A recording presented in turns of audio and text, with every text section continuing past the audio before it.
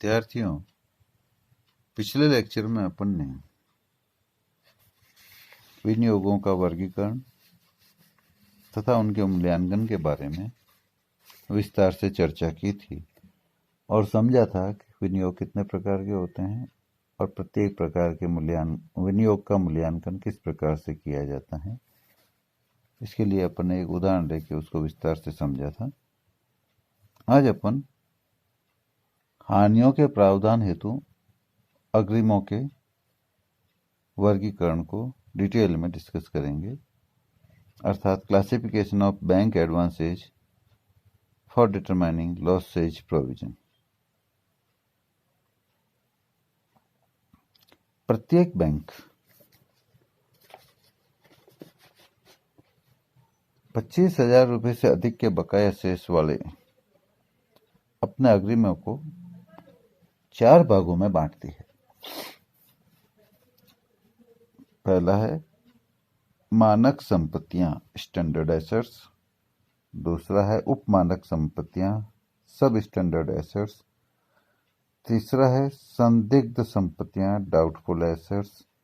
और चौथा है हानि संपत्तियां, लॉस एसेट्स।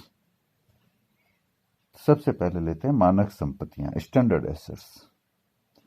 इन संपत्तियों पर, चाहे वे सुरक्षित है या असुरक्षित, इन पर व्यवसाय की सामान्य जोखिम के अलावा कोई जोखिम नहीं होती है। इन पर प्रावधान बनाने की कोई आवश्यकता नहीं होती। फिर भी प्रत्यक्ष कृषि तथा एसएमई मतलब स्मॉल एंड माइक्रो एंटरप्राइज अग्रिम पर 0.25%, कॉमर्शियल रियल एस्टेट सेक्टर के अग्रिम पर 1% तथा कॉमर्शियल रियल एस्टेट रिहायशी मकान क्षेत्र अर्थात CRERH पर 0.75%, पट्टादाता की दरों पर बढ़ाए गए गृह ऋण पर 2% तथा 1 वर्ष बाद यदि खाता प्रमाणित रहता है तो जिस तिथि से ऊंची दर पर निर्धारित किया गया था, इन संपत्तियों के प्रावधान को 0.40% की दर से वापस मतलब रिवर्ट कर दिया जाएगा। अन्य ऋण खातों पर 0.40% तक सामान्य प्रावधान बनाने के लिए बैंकों को कहा गया है। दूसरी है उपमानक संपत्तियां, सब स्टैंडर्ड एसेट्स। ये वे गैर निष्पादित संपत्तियां हैं जिन्हें 12 माह से अधिक से गैर निष्पादित संपत्तियों में वर्गीकृत नहीं किया गया था। इनके लिए सुरक्षित ऋण खातों पर 15% तथा असुरक्षित आधारभूत ऋण खाते जहां कुछ सुरक्षा ऐसे एस्क्रो खाता उपलब्ध हो तो प्रावधान 20% तथा असुरक्षित और अन्य ऋणों पर 25% प्रावधान बनाया जाना चाहिए। इसके बाद तीसरी है डाउटफुल एसेट्स, संदिग्ध संपत्तियां। वे संपत्तियां जो 12 माह से अधिक अवधि के लिए गैर निष्पादित संपत्तियां बनी हुई है, संदिग्ध संपत्तियां कहलाती हैं।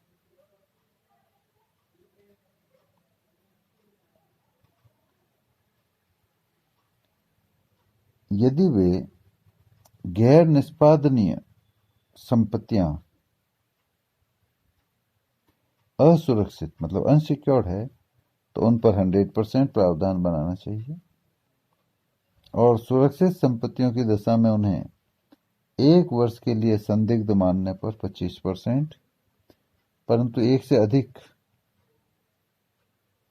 पर 3 वर्ष तक संदिग्ध मानने पर 40%, और 3 वर्ष से अधिक के लिए संदिग्ध मानने पर 100% प्रावधान किया जाना चाहिए। ये हुआ संदिग्ध संपत्तियों का। और लास्ट में है हानि संपत्ति अर्थात लॉस एसेट्स।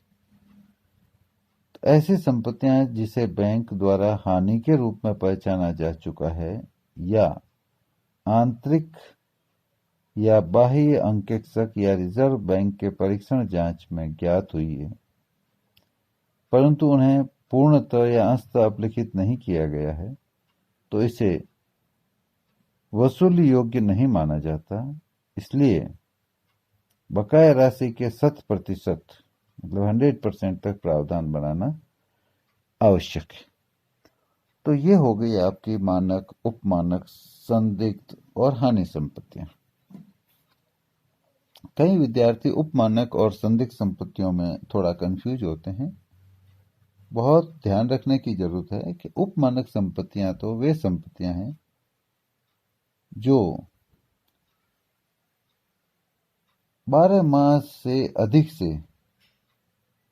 गैर निष्पादित संपत्तियों में वर्गीकृत नहीं की गई है। मतलब वे गैर निष्पादित संपत्तियां जिन्हें 12 माह से अधिक से गैर निष्पादित संपत्तियों में वर्गीकृत नहीं किया गया है, वे है उपमानक। और संदिग्ध कौन सी है? वे संपत्तियां जो 12 माह से भी अधिक अवधि के लिए गैर निष्पादनीय संपत्तियों में बनी हुई है, वो है संदिग्ध संपत्तियां। तो 12 माह से अधिक समय से जो गैर निष्पादनीय संपत्तियां नहीं है वे तो है उपमानक, और जो गैर निष्पादनीय बन गई है वो है संदिग्ध। ये ध्यान रखना। अब इसको अपन एक उदाहरण से समझते हैं। उदाहरण आपकी स्क्रीन पर है। निम्नलिखित सूचनाओं से लाभ हानि खाते में दिखाई जाने वाली प्रावधान की राशि ज्ञात कीजिए।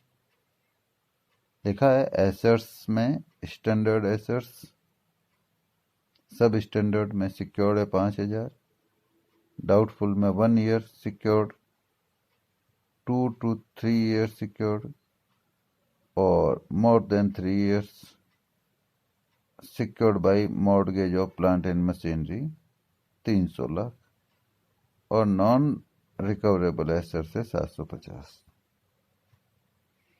तो अब देखो अपने संपत्ति हैं, स्टैंडर्ड है 10,000 लाख, सब स्टैंडर्ड जो एसेट्स है जो सिक्योर्ड है पूरी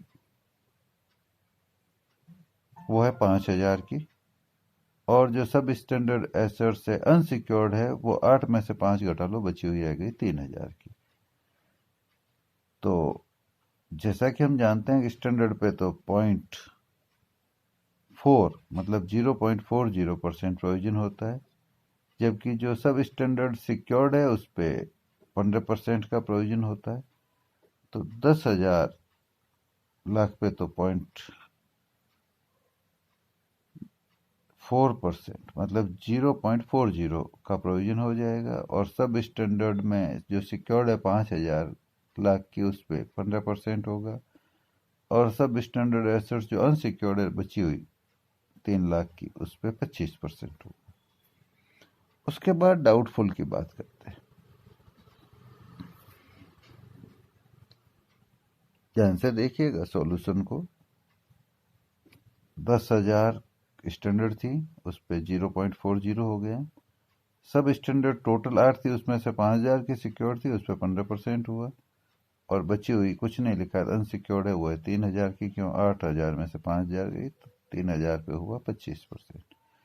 अब डाउटफुल एसेट्स, डाउटफुल में 1 ईयर की है वो 3,000 की है और सिक्योर्ड है, तो उस पर प्रोविजन हो जाएगा 25%। और 2 to 3 ईयर्स सिक्योर्ड है 2000 की, उस पर हो जाएगा 40%। और मोर देन 3 ईयर्स है उस पर हो जाएगा 100% का प्रोविजन, जिसमें दो टुकड़े हो गए कि मोर देन 3 ईयर्स में जो सिक्योर्ड है वो तो है 300 लाख की, तो उस पर भी 100% होगा, और बची हुई अनसिक्योर्ड है 700 की, उस पर भी 100 होगा। और लॉस एसेट्स पे तो 100% प्रोविजन होता ही है। तो ये सारा प्रोविजन आपके स्क्रीन पे है।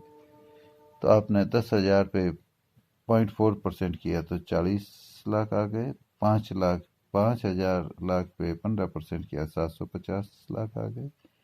3,000 लाख पे 25% किया 750 लाख आ गए। और 3,000 पे डाउटफुल वाली पे भी किया 25% तो 750 लाख आ गए। और 2,000 2 ईयर्स वाली पे किया 40% तो 800 आ गए। और बाकी सब 100% है, तो ये टोटल 4,840 लाख का बैंक को प्रोविजन बनाना होगा। इसके बाद अपन डिस्कस करते हैं कि अग्रिमों की राशि के संबंध में यदि ईसीजीसी या डीआईसीजीसी द्वारा गारंटी दी गई है तो उसके संबंध में प्रावधान किस प्रकार से किया जाएगा, अर्थात provisions on advances covered by the guarantee of ECGC oblique DICGC. ECGC का मतलब होता है एक्सपोर्ट क्रेडिट गारंटी कॉरपोरेशन ने गारंटी दी है, या डीआईसीजीसी का मतलब होता है deposit insurance and credit guarantee corporation द्वारा गारंटी दी गई है। यदि बैंक ने किसी ग्राहक को अग्रिम दिया है और ऐसे अग्रिमों के संबंध में ईसीजीसी मतलब एक्सपोर्ट क्रेडिट गारंटी कॉरपोरेशन या डीआईसीजीसी मतलब deposit insurance and credit guarantee corporation द्वारा गारंटी दी गई है, तो इस गारंटी राशि को घटाने के बाद बचे हुए शेष पर ही प्रावधान बनाने की आवश्यकता होगी। यदि ऐसे ऋण के संबंध में बैंक के पास कोई प्रतिभूति भी है तो ऐसी प्रतिभूति का मूल्य मतलब वसूली योग्य मूल्य पहले घटाया जाएगा।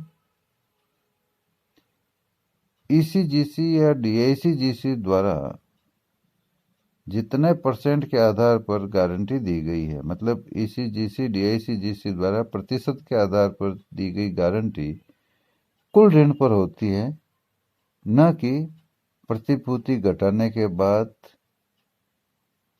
बचे हुए शेष ऋण पर। अब इसे अपन एक उदाहरण से समझते हैं। क्वेश्चन आपकी स्क्रीन पर है कि महान बैंक लिमिटेड की निम्नलिखित सूचनाओं के आधार पर निम्न परिस्थितियों में प्रावधान की राशि की गणना कीजिए। पहला क्वेश्चन है एक्सपोर्ट क्रेडिट गिवन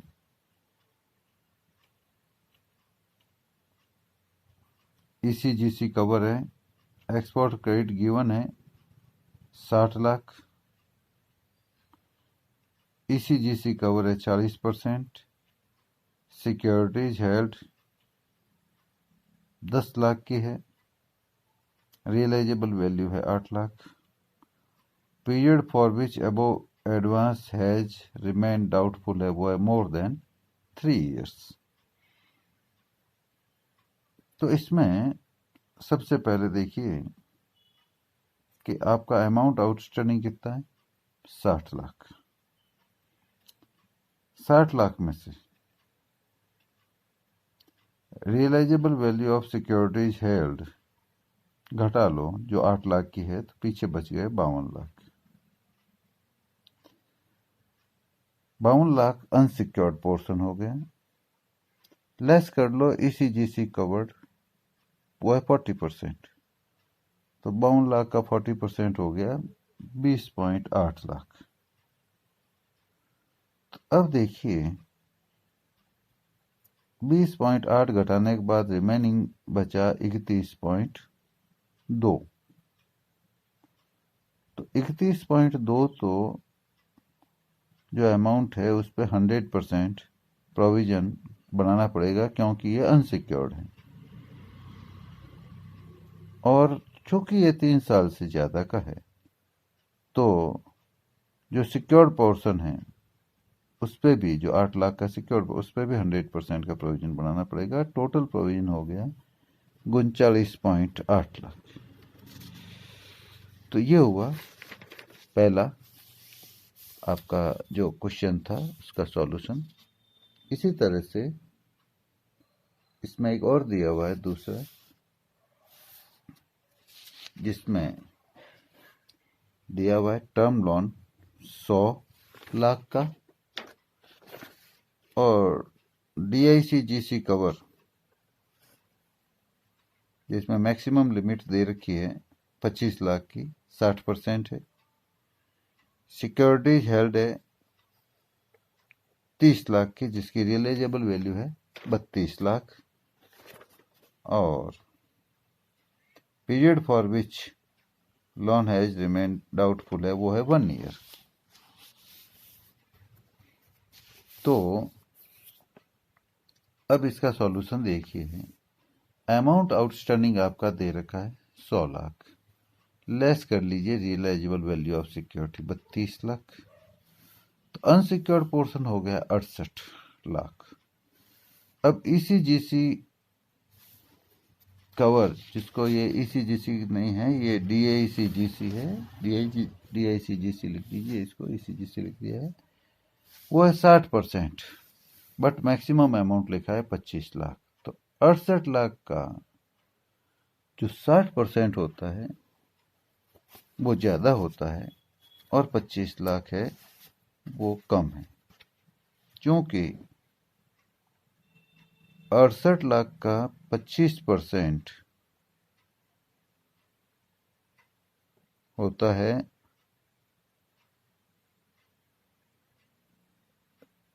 नहीं 60%, 25% नहीं, वो होता है 40.8, जबकि मैक्सिमम अमाउंट ही 25 है, तो 25 लाख ही इसमें से घटेगा, तो 25 इसमें से अपन ने घटा लिया, तो पीछे बच गया 43। तो 43 है वो टोटली अनसिक्योर्ड पोर्शन है, 43 है वो अनसिक्योर्ड पोर्शन है।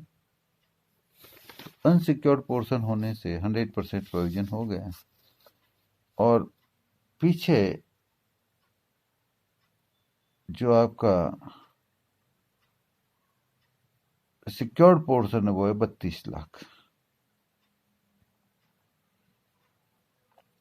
और 32 लाख सिक्योर्ड है, उस पे चूंकि 1 साल पे जो सिक्योर्ड पोर्शन है, क्योंकि ये डाउटफुल एसेट्स हो जाएगी, तो इस पे प्रोविजन बनाना है 25%, तो 32 लाख का 25% हो जाएगा 8 लाख, तो 43 और 8 ये जोड़ दिए तो 51 लाख का प्रोविजन रिक्वायर हो। इस तरह से ये आपका प्रावधान हो गया। इसके बाद अपन अगले लेक्चर में एक लाभ हानि खाता और चिट्ठा बनाना डिस्कस करेंगे, जो आपके स्क्रीन पे उदाहरण है, उससे अपन लाभ हानि खाता समझेंगे।